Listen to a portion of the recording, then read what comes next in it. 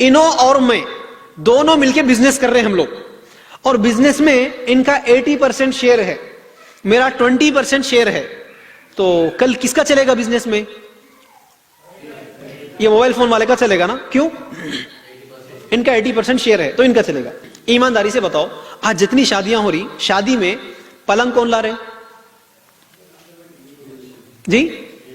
बच्ची वाले। फर्नीचर कौन ला रहे? पल्सर गाड़ी कौन ला रहे? आपके 200-300 मेहमानों को शादी का खाना कौन खिला रहे? आपको 5 लाख रुपए जोड़ी की रकम कौन दे रहे? कौन दे रहे भाई? 5 तोले सोना कौन दे रहे? वलीमा करने के लिए 2 लाख कौन दे रहे? शादी का जोड़ा कौन दे रहे आपको? बच्ची वाले ना। तो अब शादी में इन्वेस्टमेंट किसका था ज्यादा? हाँ, बच्ची वालों का था ना। तो शादी में के बाद कल से किसका चलेगा?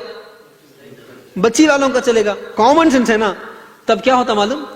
अपनी मां प्रॉब्लम करती आके, अपनी माएं नहीं देखते आज बच्चा बिगड़ गया, बच्चा बदल गया, आपा जोरू का गुलाम बन गया, उन्हें हमारी बात ही नहीं सुन रहा। शादी से पहले अच्छा था, मेरी बात सुनता था, अम्मी अम्मी बोल के मेरे पीछे फिरता था। शादी हो गई, उन्हें क्या दवा पड़ी, क्या मंत्र डाली नहीं मालूम, लेकिन उसका छो गया।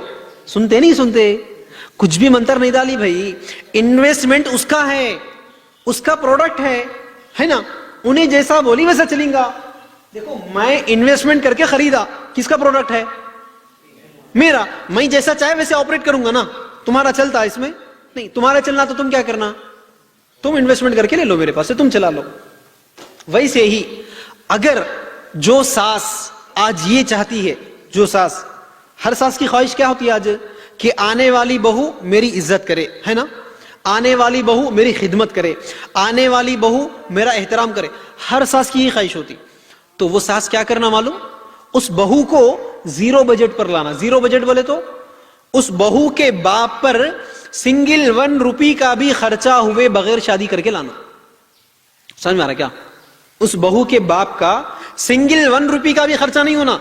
चाहे उसका बाप लखपति हो, करोड़पति हो, पॉलिटिशियन हो, पुलिस हो, एडवोकेट हो, जो भी हो, उन्हें लखपति हो या भिखारी हो, लड़की के बाप का, बहू के बाप का सिंगल 1 रुपी का खर्चा हुए बगैर, यानी without any dowry, without any reception dinner के, without any gold, without any रसूमात के, सिंगल 0 बजट पर उस लड़की को जब तुम लाओगे ना, तो वो लड़की जब तुम्हारी इज्जत करेगी, जब तुम्हारे माँ बाप का ख्याल करेगी, जब तुम्हारे माँ बाप की खिदमत करेगी, जब तुम्हारी इज्जत करेगी वो।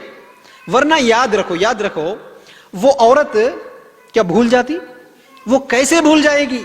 जिस औरत को उस सास के बेटे से शादी करने के लिए उसके बाप को उसका घर या उसका फ्लॉट या उसका खेत बेचना पड़ा, उन्हें भूल जाती क्या? उस औरत को आपके बेटे से शादी करने के लिए उसके भाई को 5 लाख रुपए खर्चा लाना पड़ा।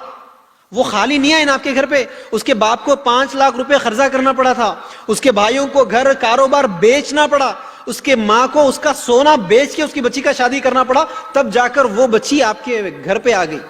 उन्हें भूल जाती वो पूरी चीजें, उसको याद नहीं रहता। उसकी शादी के वक्त उसके माँ बाप को कितनी तकलीफ हुई, उसकी शादी के वक्त उसके माँ बाप का कितना खर्चा आपने करवाया, याद नहीं रहता उसको। वो बदला नहीं लेती, आने के बाद 100% बदला लेती। उसी का रिजल्ट आप देख रहे हैं आज। तो क्या पता चला? शादी के बाद झगड़े ना हो तो क्या करो? शादी जब करोगे, शादी तो लड़की के बाप का सिंगल 1 रुपी का खर्चा हुए बगैर शादी करो। वरना साथियों, औरत का जितना माल खाते औरत का, क़यामत के दिन तो सिंगल एक पैसे का भी रिटर्न आपको हिसाब देना पड़ता। लेकिन दुनिया में ही जितना परसेंटेज औरत के पास से माल आया, उतना परसेंटेज शादी के बाद शुरू हो जाता टॉर्चर। तो शादी में जितना पैसा ले रहे, तो समझ जाओ कि मैं उसको बिक रहा हूं, तो अब शादी के बाद उसका उतना डोमिनेशन चलेगा मेरे ऊपर, ये फिक्स कर लो। जैसा सिग्नेचर करते ना, तो वो सिग्नेचर करते वक्त क्या सिग्नेचर करते आप? शादी हो रही बोल के सिग्नेचर हो। लेकिन अगर तुम जहेज ले रहे बच्ची के पास, बच्ची को खर्चा करवा रहे, तो उस वक्त तुम क्या समझो? मैं ये जो सिग्नेचर कर रहा हूं, ये मैं डोमिनेशन एक्सेप्टेशन का सिग्नेचर कर रहा हूं, समझो। कल से उन्हें मेरे ऊपर हुकूमत करेगी, उन्हें बोले जैसा मैं चलूंगा उसका सिग्नेचर कर रहा हूं, बल्कि मान लो। तुम नहीं भी माने तो वो करती उन्हें कल से। तो ये तो होने वाला है।